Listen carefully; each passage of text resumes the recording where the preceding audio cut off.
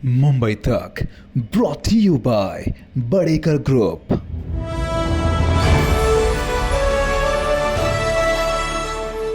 दुसरा मुद्दा आहे तो म्हणजे की कोणत्या मुद्द्याचा निवडणुकीवर प्रभाव पडेल असं तुम्हाला वाटतं? हा प्रश्न ज्यावेळेला विचारण्यात आला, स्वाभाविकपणे सध्याच्या घडीला महाराष्ट्रात तापलेला प्रश्न आहे तो म्हणजे आरक्षणाचा।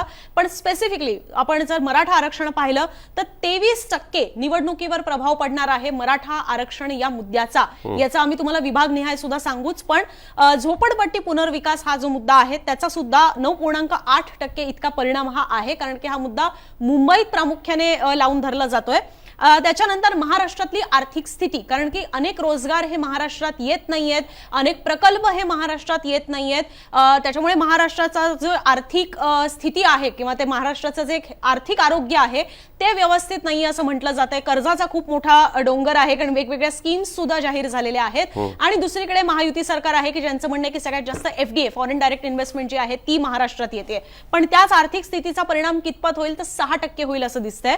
सांगता येत नाही असं म्हणणाऱ्यांची संख्या सुद्धा 24% आहे असं सी वोटरचा सर्व्हे सांगतोय। सो मला असं वाटतं की आपण मराठा आरक्षणाचं विभागनिहाय पाहूया आणि त्याच्यातून आपल्याला क्लॅरिटी येईल। मराठा आरक्षण आंदोलनाचा कुठे सगळ्यात जास्त परिणाम हा जाणवतोय? स्वाभाविकपणे मराठवाडा त्याच्यामध्ये टॉप आहे, 37.6% इतका परिणाम हा येणाऱ्या निवडणुकांमध्ये मराठा आरक्षणाचा किंवा त्या आंदोलनांचा सुद्धा पाहायला मिळेल।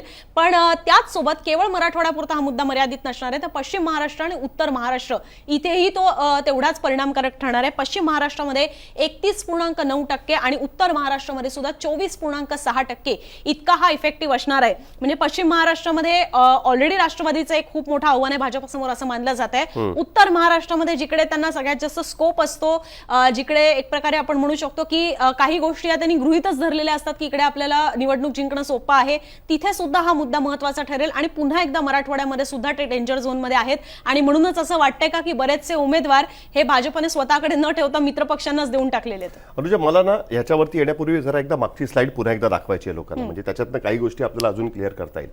सगळ्यांच्या एक लक्षात आलं असेल, म्हणजे मी मगाशी म्हटलं त्या पद्धतीने जर आपण जो ओरिजिनल सर्वे आमच्याकडे आहे त्याच्यामध्ये आपण बघितलं तर कमीत कमी त्याच्यामध्ये 10 कॅटेगरीज घेण्यात आलेल्या होत्या आणि त्यातल्या या ज्या कॅटेगरीज आहेत या टॉप 4 कॅटेगरीज आहेत, म्हणून आम्ही त्याच्यामध्ये घ्यायचा प्रयत्न केला की ज्याचा डायरेक्ट इम्पॅक्ट त्याच्यामध्ये होऊ शकतो। आता इंटरेस्टिंग गोष्ट याच्यामध्ये अशी आहे की जी शेवटची कॅटेगरी आहे, सांगता येत नाही नक्की कुठला मुद्दा महत्वाचा ठरू शकतो, ही कॅटेगरी सुद्धा 24.6 म्हणजे खरी तर सगळ्यात लार्जेस्ट कॅटेगरी सांगता येत नाही वाली आहे। याचा अर्थ असा की स्पेसिफिकली एका मुद्द्यावरच लोक मतदान करतील असं सांगता येत नाही, किंवा अशा पण गोष्टी त्याच्यामध्ये असू शकतात की ज्या भावनात्मक गोष्टी असू शकतात, घडलेल्या गोष्टींबद्दलचं राजकीय त्यांचं काय वक्तव्य असू शकतं, स्टेटमेंट असू शकतं, त्या पद्धतीच्या गोष्टी सुद्धा ह्याच्यामध्ये असू शकतात। हा एक झाला महत्वाचा मुद्दा। दुसरा मुद्दा जो तू म्हणालीस तो मराठा आरक्षणाचा मुद्दा, आणि आपण विभागवार जर त्याच्यामध्ये गेलो तर त्याच्यामध्ये एक गोष्ट आपल्याला त्याच्यामध्ये लक्षात येते अनुजा, की खास मराठवाड्यामध्ये ही हायेस्ट 37.6% हे आपल्याला त्याच्यामध्ये दिसतंय। एक गोष्ट मला क्लॅरिफिकेशन त्याच्यामध्ये टाकायचं आहे की मराठा आरक्षण ऑलरेडी महाराष्ट्रात देण्यात आलेलं आहे, बरोबर आहे। मराठा आरक्षणाचा प्रस्ताव पास करण्यात आला, त्या पद्धतीने मराठा आरक्षण देण्यात आलंय। आत्ताच्या परिस्थितीमध्ये आज जेव्हा आपण बोलतोय तोपर्यंत कुठल्याही कोर्टाने महाराष्ट्रामध्ये दिलेलं मराठा आरक्षणावरती स्टे दिलेला नाहीये, पण तरी सुद्धा मराठा आरक्षणाचा मुद्दा हा 37.6% लोक म्हणतात की तो आम्हाला पाहिजे।